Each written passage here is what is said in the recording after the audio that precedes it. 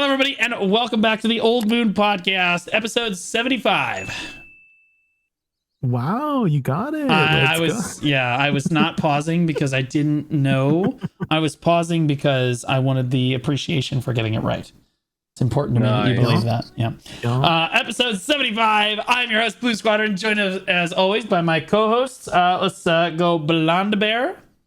Hello, I'm Blonde Bear. You can catch me at twitch.tv/Blonde Bear. You can catch me doing Dark Seekers Retreat or other group grind spots, sometimes doing the boss blitzes, and, just doing my usual chilling and grinding. Right on. And my boy, J-Kun VT. Hi, my name is Jake and VT. I've been doing a lot of party boss splits lately. We've been trying to push leaderboards with Rhiin and Blonde Bear, and I've also been waiting very patiently for Path of Exile 2 early access on December 6th. And you can find me live over at twitch.tv/JakeandVT, V before the T. Maybe we should do a podcast for that too.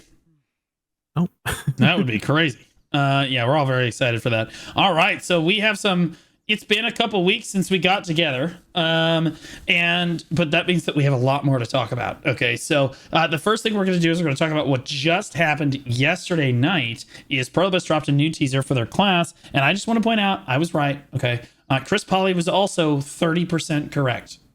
All right, so to give him.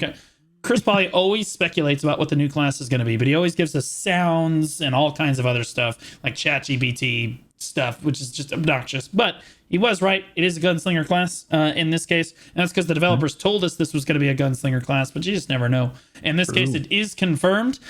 We know that it's going to have a handgun and a shotgun of some kind. So very, very exciting. Definitely cowboy-esque America kind of class, you know what I mean? So America, we got guns coming up in here. We got a cowboy. How do you guys feel about a cowboy style gunslinging class in BDO? We'll start with Jay.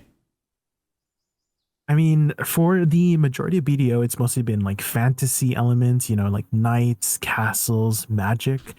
And, I honestly thought it was going to be more similar to like Marnie when they dropped that Marnie teaser, right? Like the video was trying to explain like why we have certain technological advancements in BDO, and Marnie, I think a lot of us have already put together that he's the one who invents and creates these things, and the video did a really good job of like giving us more of what we're gonna expect, right? And with the timing of the teasers and the videos and Calpheon Ball around the corner, right? I think it's safe to say that we're getting it right after Calpheon Ball. That's kind of like the scheduling, right?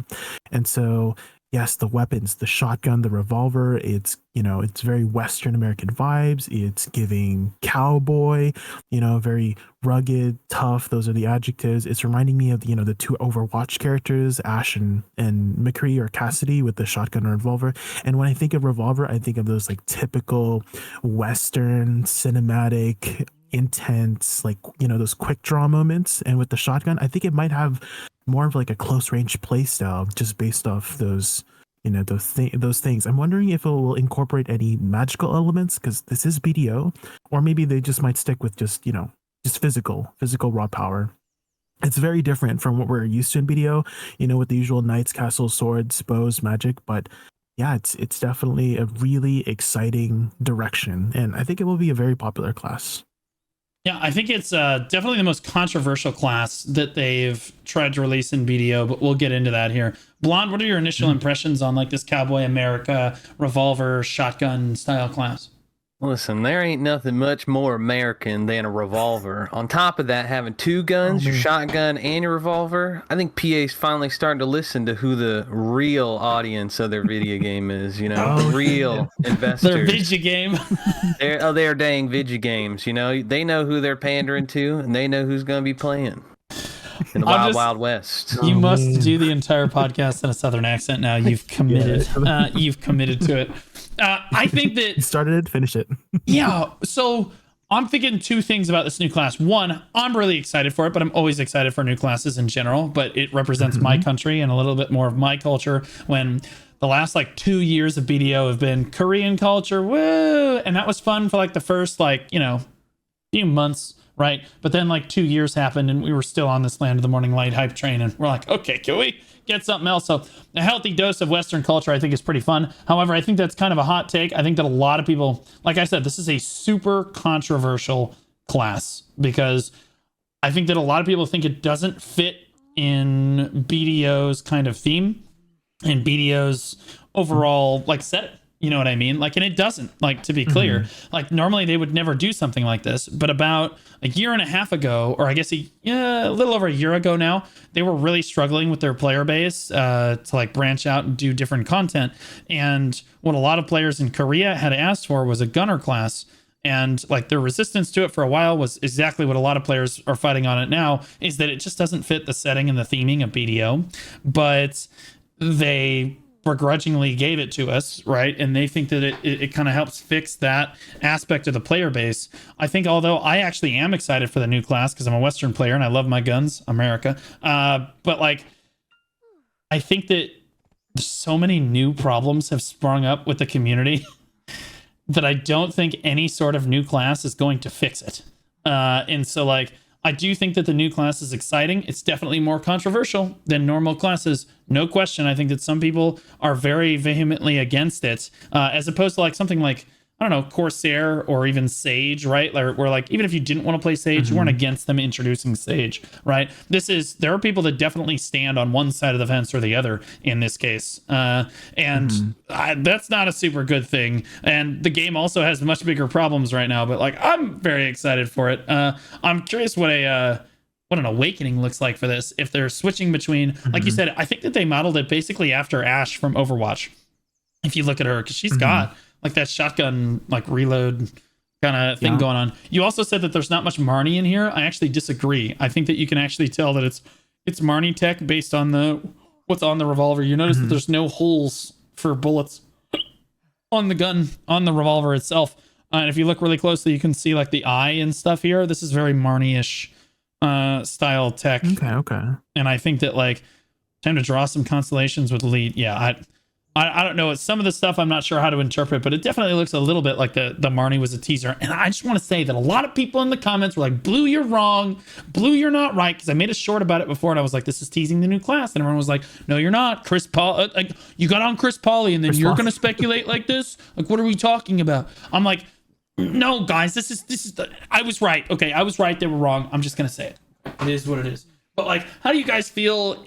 Are you guys gonna play like the gunner class? Jay, I'll start with you. Jay, you gonna play it? Look, hold on. Okay. Look here. Listen. It's just a cultural revolution. Okay, we've been through the fantasy ages, and after that was the cowboy ages. Okay, guns come and go. It's just the way it is. Now it's time. Listen, Q3 came out. They saw how big of a chunk NAEU was, and they said, "All right, dadgum, we're gonna give them what they want." Gonna give them what they asked for. It's gonna be fun. You're gonna be shooting and tooting everywhere. What's better than that?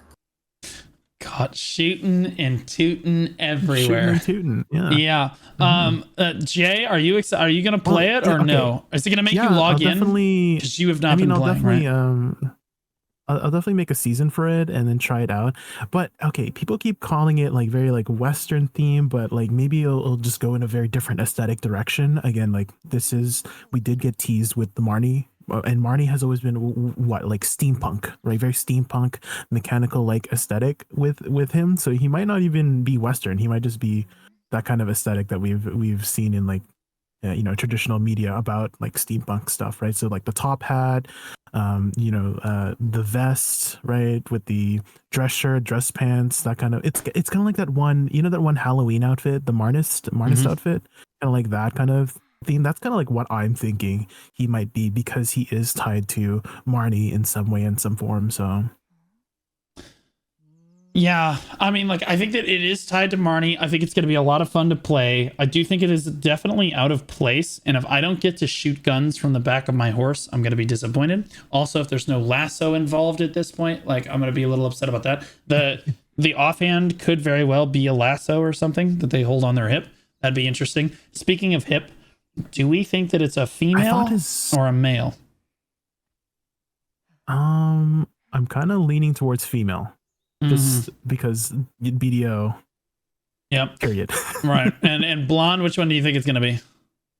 Now, I'm praying for them dwarves, We still ain't got a dwarf class. We got one short one. Nobody likes them. We're getting rid of them. But we need a dwarf one.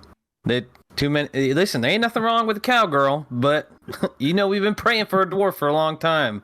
So now's about time. He's committed to this accent. Bro, he is committed, and I love it. Yeah, so I think that I think it's gonna be female, because I think if it's not female, people are gonna riot in the streets. Dadgummit. I do. I think that if it's not female, people are just gonna get super giga pissy. And I think that like what Blonde Bear is looking for, he's looking for like a Rav the Avatar situation, with a dwarf with a gun. If any of you saw the Rav's like hardcore series for a while, he played a hunter. And he was playing a dwarf. And yeah, I don't think we're not getting this as a dwarf. It's not happening. No, it's not happening. The hammer went to a girl. The gun's gonna go to a boy, right? No, come on. Surely that hammer should have went to a dwarf. It was stolen valor. Now we're taking our guns back. It's going to the dwarves. No. The funny thing is, they said that they were going to. They legitimately said that they were going to give us like dwarf classes and elf and like branch out, right? Like any other, like the Papu Otter classes were not out of the realm of possibility. In this case, I don't think that they're going to be doing that. They said that years ago. They said that years ago, and I don't think we're going to get it again. Go ahead. Do you guys know? Okay, this just popped into my head. But do you guys know Toshi, right? Wacky Toshi, Marnie's greatest assistant. Did you know Toshi is actually like, he's supposed to be like a robot? Like that was like Marnie's invention. He's not actually like a fox. And yeah, so no, it's actually a robot. I didn't even know that until they said it in the movie. I was like, wait, what? I know. That's I've been talking to said. So maybe that's the class we're playing, Toshi, or like some sort of mechanical invention from Marnie or something like that. Listen. The dwarves made the Zerker cannon. They deserve the guns and the shotguns. They've earned it. They are working with Marnie, and they created these bigger mechanical weapons. More refined, more precise. It's the dwarves, I'm telling you. There ain't no way they're gonna give it to a cowgirl over a dwarf. No, it's a human, and she's gonna be super thick too. I guarantee you, it's gonna be some super hot girl. Like it's gonna be like Dark Knight meets a cowboy style thing. And in fact, we have daggum shame. We have the Pila Fey outfit. It's a lesser known outfit, but there is an outfit on classes like Dark Knight, if I can find it. Oh yeah, the Western Pila Fey outfit. Yeah, there it is. Or something like that. There it is. Yeah. So like, I'm hoping that they do a better cowboy hat than this, though, because this cowboy hat's it's leaving me wanting in this case. I'm also curious what. Goodness. I'm also curious, is this going to be an awakening class? A lot of people in chat said it was going to be ascension. I would actually agree with that assessment, considering that they teased 2 weapons at the get-go. I do not. That's true. It's possible that the shotgun is the main hand and the handguns are the offhand. That's what I was also thinking. Yeah, but like, what does an awakening look like in this case? What are we thinking awakening actually looks like? I'm curious. Blonde, what you thinking down yonder? I'm thinking it's ascension. It's the only thing that makes sense, right? You got your pea shooter and you got your shotgun, right? Main hand and your quote unquote awakening, you're ascending through, and your offhand just gonna be your belt. What's gonna hold your guns? It's gonna be the belt, right? A holster, That's it. Yeah. It's a holster for the guns. It's gonna be ascension. It's the only one that makes sense. It just goes right through. I mean, I do think it's going to be ascension. However, I think that if it's awakening, I was kind of hoping that I would get to roll up in one of these. Maybe painted red, white, and blue American flag tank looking. Isn't that what the Corsairs for? They got the goddamn cannonball coming up on their awakening. We already got that. Look, it's possible. It's already in. We have not explored the possibility that it is a robot. Because they did tease, like Jakun said, that the fox is now a robot, right? This could be a robot too. The question is it going to be a male robot or a female robot? All right. They do a main hand shotgun, an offhand pea shooter. They got an awakening robot. You turn into a robot. You go on a giant mechanical suit. One of them Mog docs, you know, from the Halloween events. Oh. I'm getting a big old robot suit. Yeah, I can see that. I don't Probably know, dude. not. I think a cyborg is just that is way out of left field. I'll be honest. Very If different. they make it, if they make it a robot, and it's like a robotic, you know, like because you know it's gonna be female. It's gonna have boobs. Like I don't like. How are you supposed to? I don't know. I don't know how you fit that into the BDO like theme. You know what I mean? Like I feel like if it at least it was like an elf or a human. I guess it can't be an elf. It's gonna have to be a human. Like you could kind of make a case for it. I think that making it a robot is kind of a step too far. But like maybe they could do they could do like a steampunk style robots that's got like gears and cogwheels, and that would be kind of interesting. And we've never seen them do like a new race before. Like we said, like before they used to tease papus and otters, and I'd rather have a robot than that. I would play it. It would be sick, but like also a cyborg is just kind of like way out in left field. You know what I mean? So, all right. So I think we've talked enough about this. I think that the next thing that we want to discuss is the fishing changes are kind of crazy. The fishing changes are literally insane. So I'm curious, Jay and Blonde, I forgot to ask you this before, but like I've been tracking your like playing the gameness. And like I've seen Blonde logging in a little bit. Jay, how much have you been playing the game in the last 2 weeks or so? Be honest with us. Actually, kind of want to say maybe like 10 hours over the last week. Just like active playing. It's just like miscellaneous things. A lot of it has just been AFKing stuff, but again, as I mentioned before, I've been doing a lot of like party boss splits. Like earlier, we did like a 4-hour session earlier.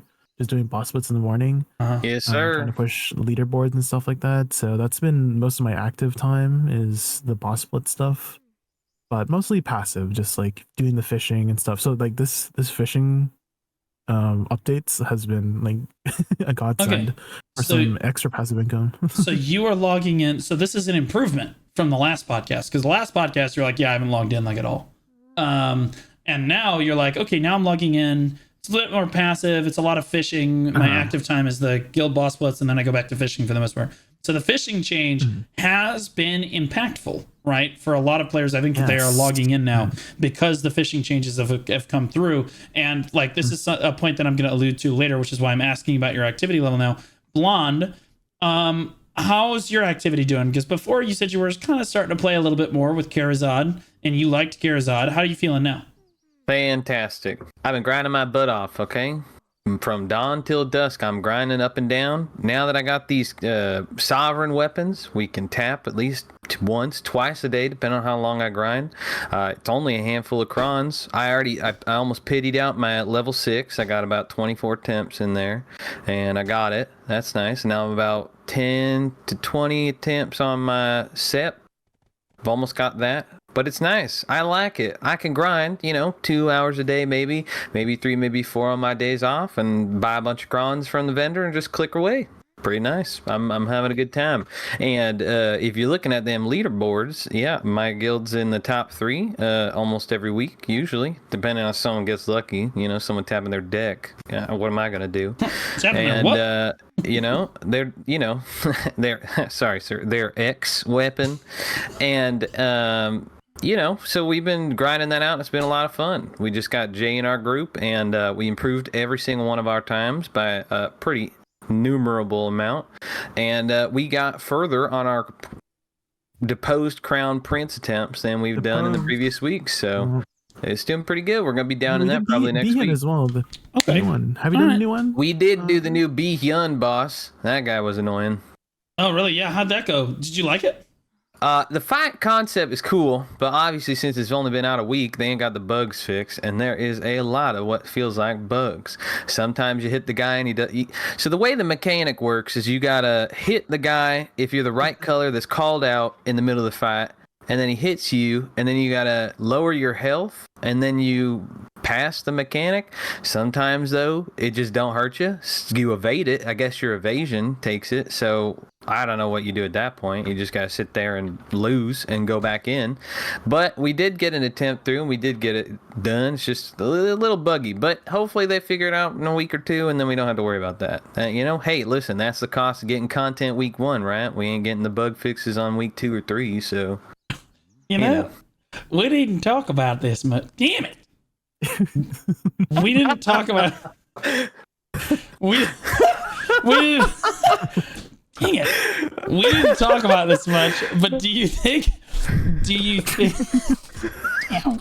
Good attempt. I actually have I don't want to use the southern accent. Yeah, it's infectious. It is. It's ridiculous. It's like my Trump accents. You just slide right into it. You slide in there. It's crazy. I'm curious if the new class will have a southern accent. You know what I mean? Like that would be interesting. Nice southern girl. They did it with the Land of the Morning Light with the accents that the main character did that was following us in the quest line. They did it. Also, Scholar's got her own, accent, so it's definitely possible. Yeah, she's Irish. Yeah. So my point with all of this is that your activity is improving, right? So whereas before you weren't playing the game at all, either of you, the developers have made changes to the game that has they brought Blonde back to the game. That was mainly the Charizard. Blonde doesn't sound like you're doing much fishing. Wait, hold on there. Listen, it is a smart thing that they doubled, if not tripled, the cost of all the AFK fishing. I mean, it's way long overdue, but they probably saw nobody's logging in and their daily login count's low, and their probably all-time highs are based on AFK and active people playing at the same time. I wasn't even AFK logging for the last, I don't know, daggum 6 months or something, but I decided to because they buffed all that, and then we also got the Cat 2 surety events, and I want to get all the things, so, you got to do what you got to do, but I've been doing the AFK fishing, but I ain't doing the Hakoven stuff. I'm too stupid to figure that out. Someone told me about it today. They said they made a bill fishing. I was like, I'm making 100 million happy with a smile on my face. Wait, what are you confused about? What's the... Well, I didn't know about it. Nobody told me. And then you got a map, and then you got to go to Land of the Morning Light. Then you got to sail there, go back, map. It's just too confusing for me. You have a map, right?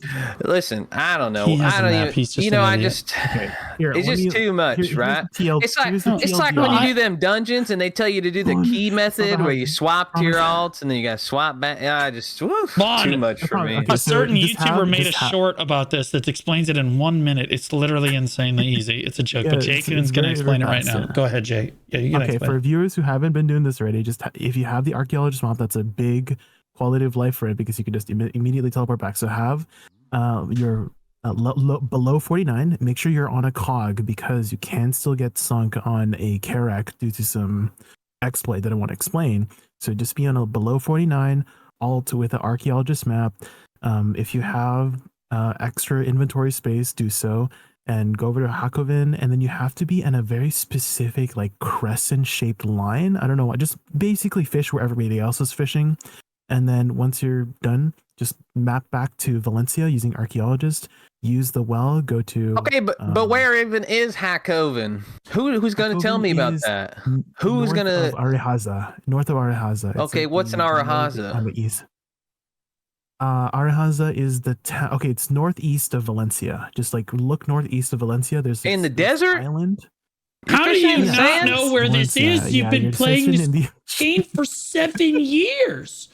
What are we talking about? Is there any monsters on this Hakoven island? No. So it ain't a grinding island. Fishing in the ocean. How am I gonna know about that?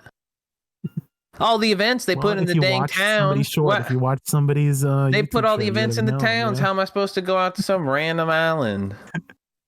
But that's it. It's just map back to Valencia. Use the well. Trade in your fish at Land of Morning Light. The distance bonus is pretty big. You don't have to connect it as well. There's no need to connect it, and then just archaeologist map back to where you were, and then repeat. That's because they removed trading. That's why that don't work. That's why you don't have to connect. No, because they removed trading. Trading ain't been the game. We ain't got that no more. It's gone. No, they said reworking how many months ago? There's for active. Damn it! That is for active trading. Active trading was removed from the game. Fishing, believe it or not, the distance bonus for fishing wasn't a thing for a long time. They just basically made it so that you got maximum Listen, contribution if I'm from your pressing fish. W, it's active, okay? If I gotta walk, that's me being active. What do you mean? Yeah. Well, this being said, the distance bonus for fishing is working, and you can now you can like go through the Magnus with your fish, which is why this works. So you're basically maximizing the fishing distance, and the red fish are worth like 8 million silver apiece when you fish them up, which means with the distance bonus and the bargaining bonus, you're looking at over 80 million a fish for the red fish. Just by themselves. This is excluding the prize fish and everything else that you're going to be getting, and also the relic crystal shard drop rate and everything, and it's always abundant out there as well, which is really good. So like, again, you're talking about, I say I make consistently like 600 or 700 million a night or so, with making roughly like 1.2 to 1.5 billion a day, and I don't catch prize fish very often. Some people are catching prize fish and they make 3 or 4 billion in a day. Fishing. You'll need really high insane. mastery to make the most of it. I have that. What's your mastery blue right now? 1815 or something. So like 1800. Okay. Yeah, it's pretty high. But like you don't really need crazy high mastery, although it helps. That higher mastery means you're gonna catch more fish, right? Which brings me to my next point, and that's why I advertised this, because somebody told me about it, and I originally wasn't necessarily going to say anything, and then the developers introduced the new pay-to-win backpack, which is what we're going to talk about next. Yeah. We'll get into that in a second, which gives 100 mastery. I want to be clear that 100 mastery doesn't really matter for anything fishing, but as long as you can be above about 1300 mastery, get some logia, get a fishing chest piece, and then use a sturdy Krios fishing chair. Like the blue fishing chair is a lot better than the green one because it has a lot more durability on it.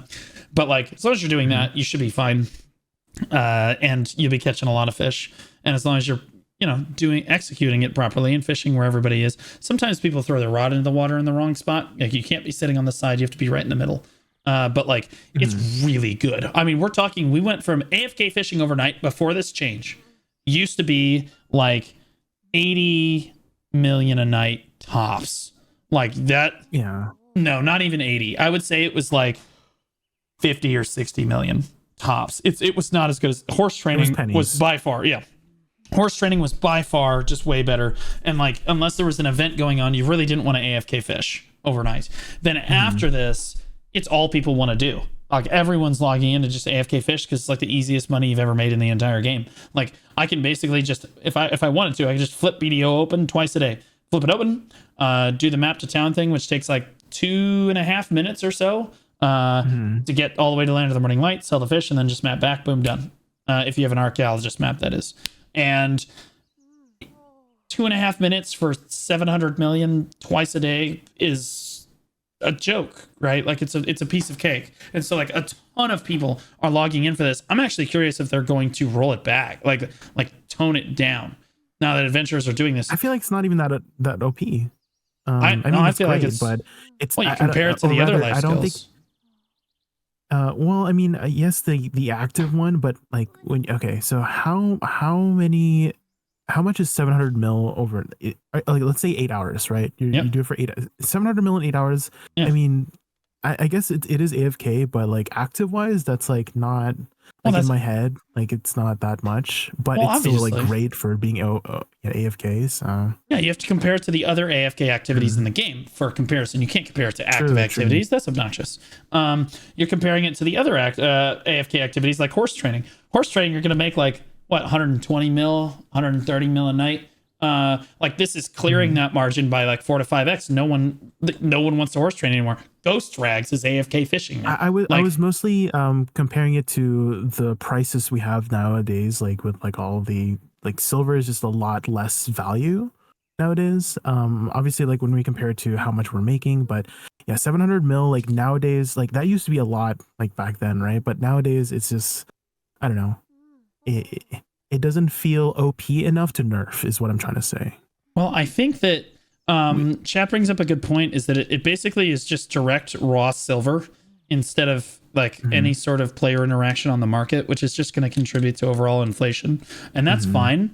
If they brought the other life skills, I think need to be brought up to task. But I'll be honest with you, I think the bigger problem with life skilling is not the AFK life skills. Like AFK fishing has always been kind of, like it's just there. Now it's really good, obviously, but like I would much rather them have just buffed and put some actual effort into buffing active fishing. Would have been way cooler. Like if I could make like the 500 or harpoon. 600 mil, an hour active fishing, or even 800 mil an hour, or a billion silver an hour active fishing, I think that I would have been much more hyped about an update like that. That would have been better. But like everybody's just kind of doing this because it's like low effort. But like I don't know, it's just really low effort stuff that we're just going to give you more. We're just going to throw more money at you, and they should do it for the other life skills too. Is my point. I think it's done a good job of trying to bring players back to the game.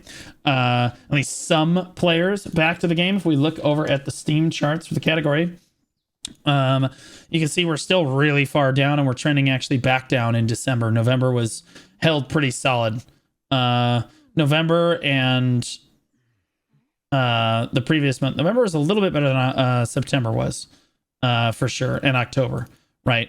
But like, it says 18% increase, but we're talking 18% of 10,000 players. That's not nearly as much as what we were dealing with before, so it's a little bit deceptive. And then this month we're starting to go back down a little bit again, and so we're kind of holding steady here. It's done a good job of bringing like a few players back, and then the events have a lot to do with that as well. But I think that a lot of us are very anxiously awaiting the Calpheon ball is the next thing that we should probably talk about here. What do you guys think that they need to do to fix the game at the Calpheon ball? What do you think will drive players back to the game in mass? What would make you play the game for the Calpheon ball? Because this is a big ball. Say what you will about BDO and the previous balls that they've put on. This is the most important, I think, in the history of their game, because they lost 60% of their players since the last Calpheon ball. And like, changes need to be made. They can't just do the same thing like they've been doing in previous years, where we get the expansion teaser, we get the new class, we get some quality of life changes, and then that's the ball. That's it, right? And then they're going to deliver it on about half of it by the time the next ball comes around. But like this time, I do feel like that they need to make meaningful strides, or the player base continues downhill, and that's not good. So I'm curious, what would make you guys excited to play the game? We'll start with Blonde. I don't know. I think a big thing is just having a reason to grind. For me, it's, treasures. I'm literally right now getting duplicate treasures, and that's what's motivating me.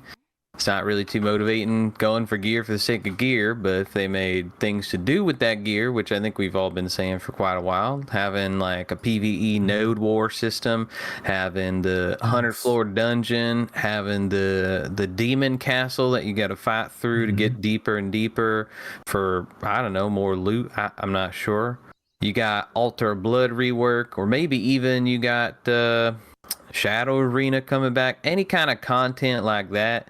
So you do your grinding, you get your gear, you get the gear to get to whatever you want to get to, so you can do that cool new stuff, the stuff that motivates you to play. Because grinding for the sake of grinding, is good until you're bored, and then you're done. So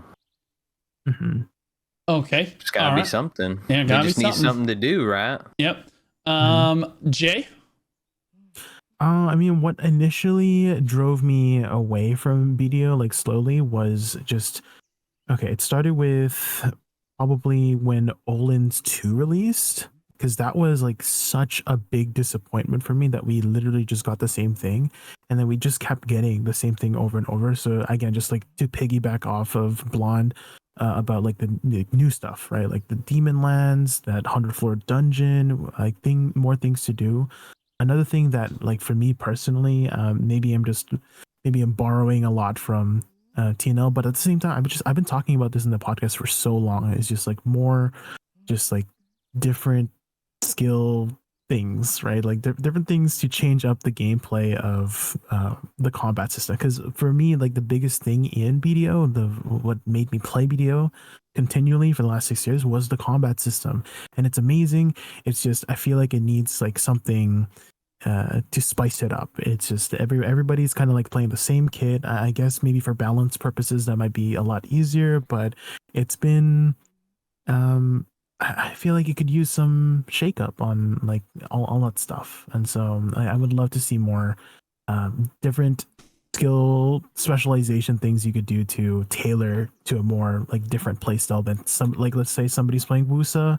I'd like to play like maybe a different role to Wusa. Maybe there's like a support Wusa or something like that, etc., etc. So yeah, I think that if I would generally agree. I think if they're going to bring players back that they lost, there's two approaches that they can take with the Calpheon ball. And that's why I'm interested to see. If they want to bring the players back that they lost, well, then they have to fix PvP. It needs to be a node war. Like they need to scrap the entire node war system and bring us a new system, right? That brings people together, or just add a system to the game that brings people together to play. And it is not the new hardcore servers, but we'll talk about that in a second. And open world PvP needs to be addressed in some way, whether it be a complete rework of the open world PvP system, or hardcore servers are actually good, and then that's what brings people open world PvP. That if you want to bring players back, that's the best way to do it. In addition to, you know, the steps that they've taken towards the progression system have been kind of all right. I think the biggest thing that drove people away is their changes to PvP, and I think that that's what would bring a lot of players back to the game. I think that if they want to attract a new audience, they want to say, okay, those old players that left the game before, that veteran core, those are not our players anymore. We don't want them to play our game anymore. We don't want those toxic people playing our game anymore. They can go in a different direction with it. So don't look at PvP. And you need to give us a tremendous amount of PvE content. The 100th floor dungeon we know is coming with the next expansion, or at least they said it was going to come with the next expansion, which should be the Mountain of Eternal Winter Part 2. Sure, the 100th floor dungeon is okay. That's not nearly enough to keep players engaged. I'm just going to be honest. Yes, players will play that, and it'll be kind of fun, but like, I don't think that that's going to be enough to really keep players playing long term and in a big cycle. So like it needs to be dungeons, raids, boss splits, like the 100th floor dungeon, group grind zones, like all of it. It all, like, they need to literally just start to shitting out PvE content like crazy, if that's the direction that they're going to go, right? Because right now BDO is in a horrible position where like they can't attract new players, and the old players don't want to come back because they're upset, quite frankly, with the way that the developers have kind of moved their game. And so like no one is going to come back unless you make changes one way or the other. Either abandon the old player base or invest in the new player base, but you can't stay where you're at right now. We're kind of in a middle ground here. All right, Jay, I thought you had something to add, so I stopped talking. So I was like thinking so okay. Have you played PoE before? Or oh god, here we go. Like PoE 1? I've never played PoE 1 before, but I am hard in on PoE 2. I spent $500 on like the big supporter pack. I can't wait. It's going to be awesome. Oh, you bought the big supporter pack? Oh, I did. Yeah, I'm going huge. I'm going fat on it. But anyway. I was gonna say I really like the way they do the content loop in PoE, where like every like 3 or 4 months they have this like new season with like a new mechanic of some sort. And I don't know if they could maybe incorporate that sort of idea like along those guidelines in the video, where let's say the whole region like somehow has like a different theme for every, you know, for the grinding for that season or whatever, right? Like things are like influenced by certain things. Like maybe everything is influenced by Zarka. Everybody's like like all the mobs are a little bit Zarka themed. They dropped like Zarka specific loot or whatever, and then the next season rolls by, and then it's like a different theme and whatnot. And then you get these like, I don't know, you could it might not just be like gear wise. It just might be like cosmetic stuff, right? Like you can get like cool cosmetics because you participated in that season, and then it's exclusive to that season or whatnot because you were there or something. And maybe you know, that content loop of every 3-4 months or something new for you to grind for, and at the end like you get these cool cosmetics. Maybe that's a way to get people hyped like every few months and come back. Because like have you ever looked at the Steam numbers for PoE? It's like literally like a valley, like up and down, up and down, up and down at the start of a season. Like literally everyone's playing, and 2 weeks later it like slowly starts to dip down until the next season, and then repeat, and then it's like very consistent in that way. And maybe BDO could do something similar to that. I think that they've gone in a different direction with their monetization cycle, though. You notice BDO does not follow the same cycle. A lot of MMOs that we haven't mentioned, like World of Warcraft, huge peaks on expansion releases and then massive valleys between expansions, right? Most MMOs work this way. BDO is not like this. Yes, we get a big peak for the expansion, so like well, it's not nearly as pronounced. It's like, okay, we get a bump in players and then it goes back down, and it's got a relatively high retention rate between expansions, and that's because of the long-term grindiness of the game. It does a great job of kind of retaining players between content releases, and I think that players really enjoy that. I think that for them to shift towards a really heavy content release cycle that really only has people logging in when new content gets released, I think that that would be a wildly dramatic shift compared to what they're normally used to, and I think they would probably lose money on it overall, because like there'd be less and less people playing between expansions, buying the crown stones. So what you're saying is that they need a $500 supporter pack for me. Just kidding. No one. Okay, I'm just gonna say it. No one's buying the $500 supporter pack for Pearl Abyss right now because no one has any faith that the developers will actually fix the game. PoE, people will buy the $500 supporter pack because they have faith that the developers will fix the game, even if they release something bad. They have faith that the developers will listen to the player base. If Pearl Abyss released a $500 supporter pack tomorrow, nobody's buying that pack with the faith that the developers are changing the game. Maybe you would buy it for a cosmetic or something they would send you, but it's just the truth. Like the faith that we've had in our development team for the previous 6 years has been obliterated over the last 8 to 10 months. Like, it's just gone. And so like they have to build that trust back with the players, especially when you look over at one of their primary competitors. You're looking at Throne and Liberty. Somehow Throne and Liberty's developers listen to their players, right? You look over at Path of Exile, which is actually a competitor to BDO for sure. A lot of BDO players play Path of Exile. And I think that a lot more players play PoE than Throne and Liberty. I think that there was a good amount of the player base for BDO that actually didn't like Throne and Liberty, hate the game, still hate it, whatever, right? But I think that there's a pretty large chunk of the player base of BDO actually does love PoE, and they play the expansion pretty much every time it comes out. And I think that PoE 2 releasing actually probably has a greater impact on the BDO player base than TNL did. TNL, I don't think, had a crazy impact on the player base of BDO. It was like, it dipped, but it was already on the way down, so like it didn't. And then like, you know, TNL hype died, but we didn't see those players return to BDO again, right? Like, so like it didn't really have too much of a crazy impact on the players or on the player base for BDO, but I think PoE might. And I think that, again, the players' faith in the developers is shaken. And I do think that everyone would come back to play the game if the developers went in the correct direction with it. But, you know, time will tell. What I actually think is going to be at the ball, and you guys can correct me on my if I'm wrong. I think here's what the Calpheon ball is. Okay, it's the new expansion, right? Like the teaser. Let's go. Right? It's the new expansion teaser. We'll get it in the first half, or the second half of next year, whatever, right? New class, sure, yeah, we already know that that's a thing. And then we're gonna get quality. Oh no, we're gonna get the hardcore servers. We're going to get an update on that. Okay. And then we're going to get the quality of life changes talked about that is never going to happen. Okay. So like last year, I went through line by line of everything they promised us from the quality of life changes. I'd say we got about 50% of it. If it was a test, I gave it to a student, they would have failed. They literally gave us about 50% of it. What they did deliver on the big ticket items, like the expansion, the class and whatnot. But like, they didn't give us most of the quality of life changes, and especially like they spent like 20 or 30 minutes at the ball talking about like these guild changes. They were going to do this hashtags, and they're going to rework guild missions, and this dragon is going to come and all this shit. None of that stuff. What happened to the dragon? Yeah, exactly. We've seen it at 2 balls now. It doesn't exist. Right. Where's the doesn't whiteboard? exist. Right. Yeah, it doesn't exist. So like I think that this is the ball, and I think that if this is the ball and this is their plan to the ball, the game is cooked. I think the game will be in a really bad spot because the hardcore servers are going to tank really hard.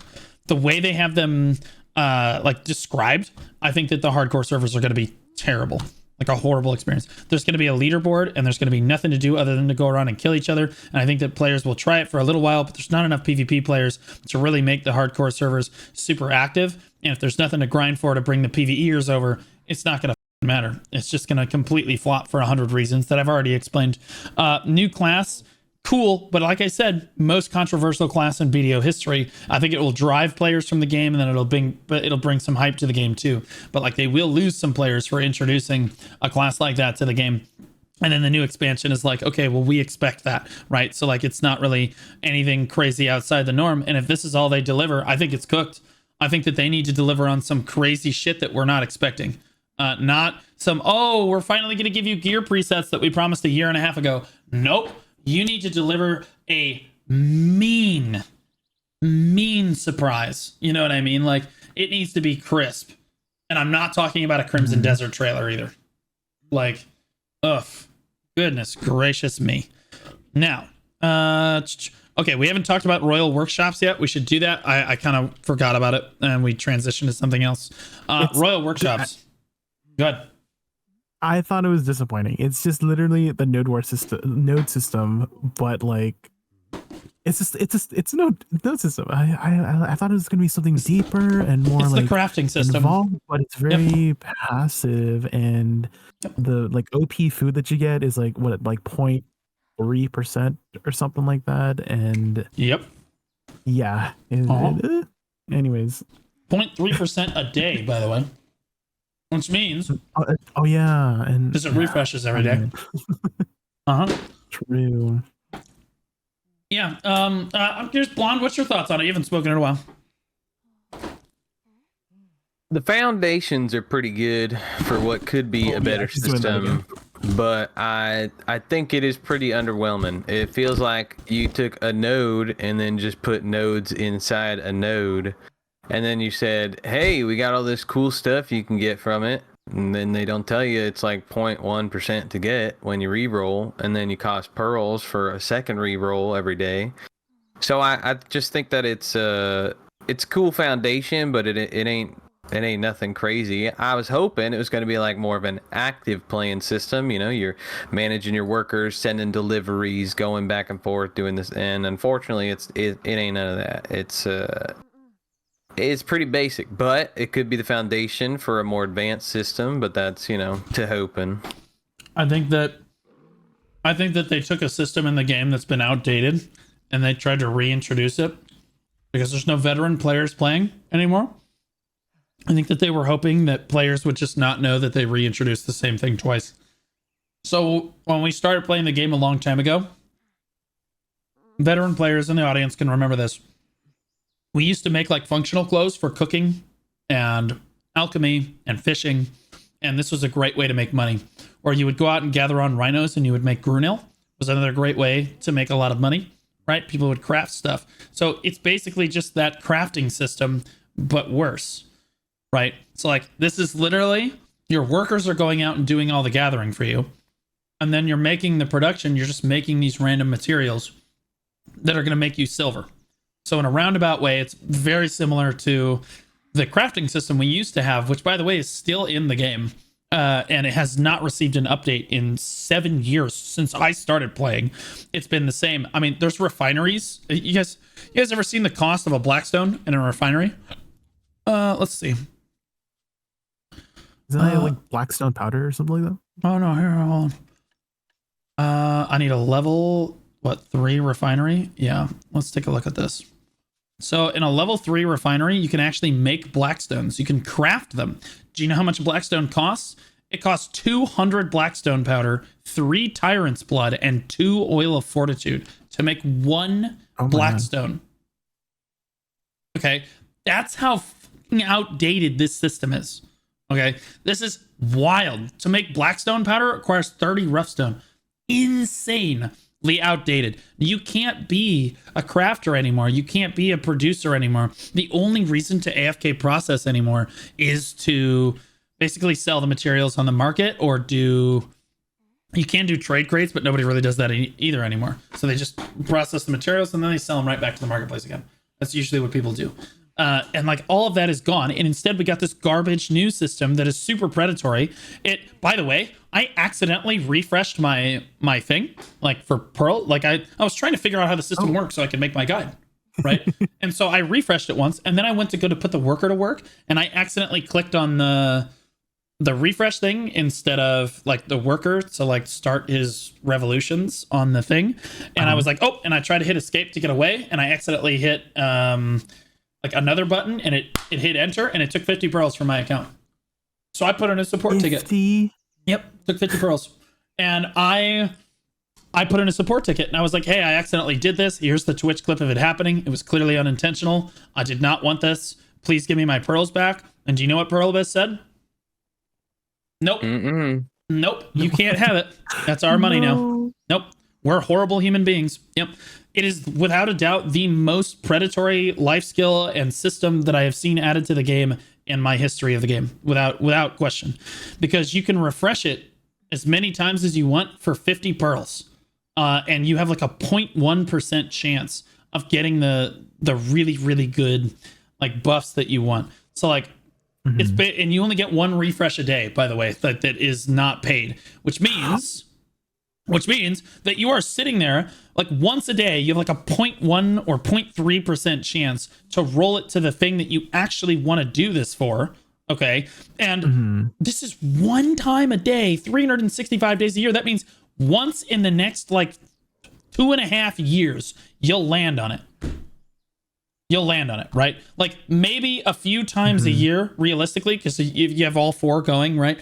You have a chance at all four of them. Like maybe realistically, you're gonna get it a few times a year, but like you're not talking about a crazy amount of money here. This is like a 30-minute buff, basically, or a couple hour buff. Sell for that much on the market. Yeah, right? Like it's really not even that great. I mean, it's a great buff, but like when it's that rare, it doesn't make any sense. So like it's a super predatory system. They scam players out of their money. They're a horrible company for doing this. Like I think that this is just a horrible thing to do, especially when like a player like me who did it on accident and like literally put in a support ticket. I have a clip. I have a recording of me doing it. I was trying to show new players how to do it. If I can accidentally do that and have them literally steal my US dollars from me, you guarantee that other players accidentally are going to do the same thing.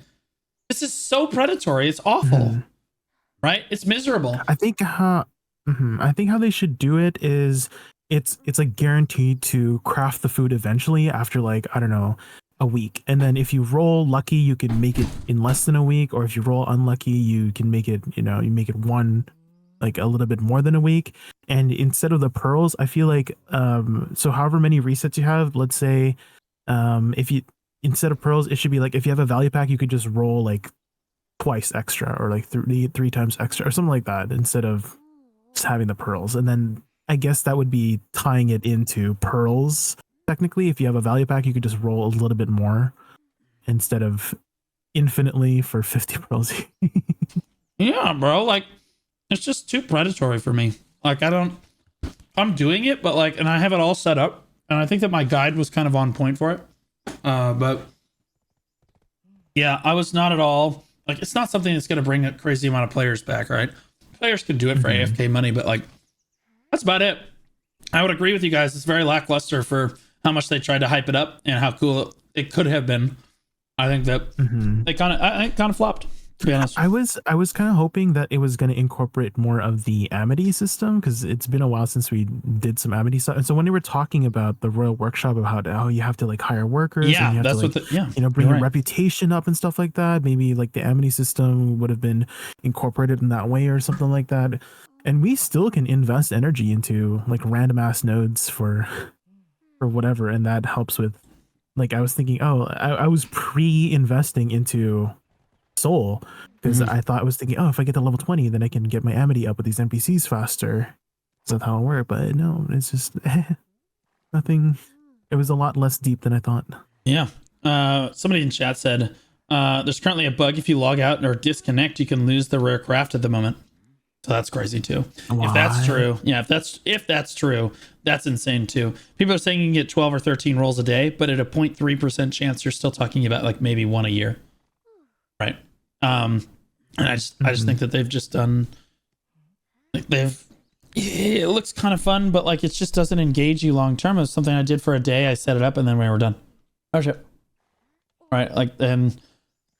I don't know, I kind of min-maxed it immediately. I was really hoping for something that was like as complex as maybe like the Worker Empire, or maybe forced me to go out and do some active stuff and then like produce some stuff like Blonde said, or like Jay said, it could have been a lot more than I think that it actually turned out to be. So kind of tragic. Maybe it could have been a cool idea to have it as, maybe it could be cool like as a group life skill. Remember we were talking about True.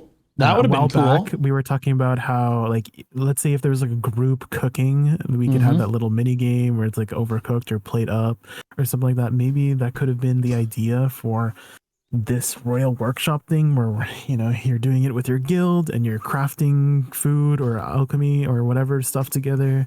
Could have been a much different idea than we have currently, where it's essentially the same as the node system. Is just, it would have been cool to have like a like a production thing where, like, if you and like 3 other players combine your resources together, you can, you know, and like you all have to produce it, and like you can work together to craft certain things. That would be a really cool way to bring people together from a life skilling standpoint. A guild.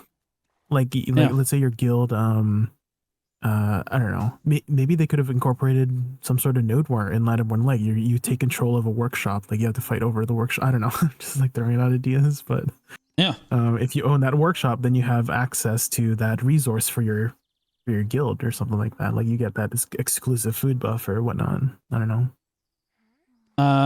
Yeah, I mean, like, just a little rough. I think just a little rough on the implementation, but you know, so it didn't do as well as we were hoping. They did give kind of a use to shell folk workers, which is kind of interesting, and they brought like the worker skills kind of matter on that too, which I talk about in my guide there. But yeah, like I said, just kind of a little bit rough. Okay, I think we've kind of run out of time here. So let's wrap it up. Give me closing thoughts. Let's go Jay first. Clothing thoughts. Closing thoughts is that I'm excited for the new class, and I can't wait for Calpheon Ball because I'm patiently waiting for something to happen to my beloved game that I've been playing for 6 years, please. And yeah, and I will also be playing a lot of PoE 2 when that comes out on December 6th, so you can find me over at twitch.tv/GKNVT, V before the T. Right on. And Blonde? Listen, I'm excited. We're getting the dwarf with the gun. The shotgun's going to be Ascension. No Awakening. It's going to be fun. Everything's going to flow into each other. You can be pew, pew, pew, pew, pew. I can't wait. It's going to be great. And he likes That's to play. it. No shout out. I was going to say no shout out for your, no shout out for your gun. Twitch.tv/blondemare. Nothing. All right, fine. That's fine. All right. And what were your favorite outfits here? The cowboy one. There was no cow. Oh my god. All right. Realistically, Jay, what was your favorite outfit and why was it the shy? It's definitely the one next to the shy. Mm-hmm. The Dosa. Dancing. Yeah, that's crazy. Yeah. Wait, that guy's family name is MB Doga. Oh. Make BDO great again. That's insane. Wait, what? That guy's family name is Make BDO great again. I didn't even put that together. Why? God, that's amazing. I love it. I love that. Sure that's what it stands for? Yes, dude. It's like the MAGA thing, like Make America Great Again. It says it's Make BDO Great Again. It's just MBDOGA. Yeah. That's insane. I love it. I love it. Blonde, who is your favorite person? Realistically. It's the one next to the purple girl. The one to the left of the purple girl. You mean the pot? The one? What purple girl? Pot? There's no purple. Oh, you mean this purple? Oh, there's a purple. Oh, you mean those? Yeah, that makes sense. Two of them. That's it. That makes sense. Yeah, there are two. Yeah, that's how it works. My favorite's actually this pink one right here. I like her. Her face is great. This character model is really good. Plus, I think that's the new outfit. I'm pretty sure that's the new outfit. Looks really good. I love that. It looks amazing. Well, from all of us here at the Old Moon Podcast, remember, guys, you can catch us on Spotify and Apple Podcasts as well as my YouTube video. The podcast usually goes out right after this. We try to do the podcast every single week, so check us all out. There's 2 new YouTube videos every single week on my channel. Make sure you comment so that we know what to talk about in the next podcast, what you agreed with, what you didn't agree with. Subscribe, like. I love you guys. See you in the next one.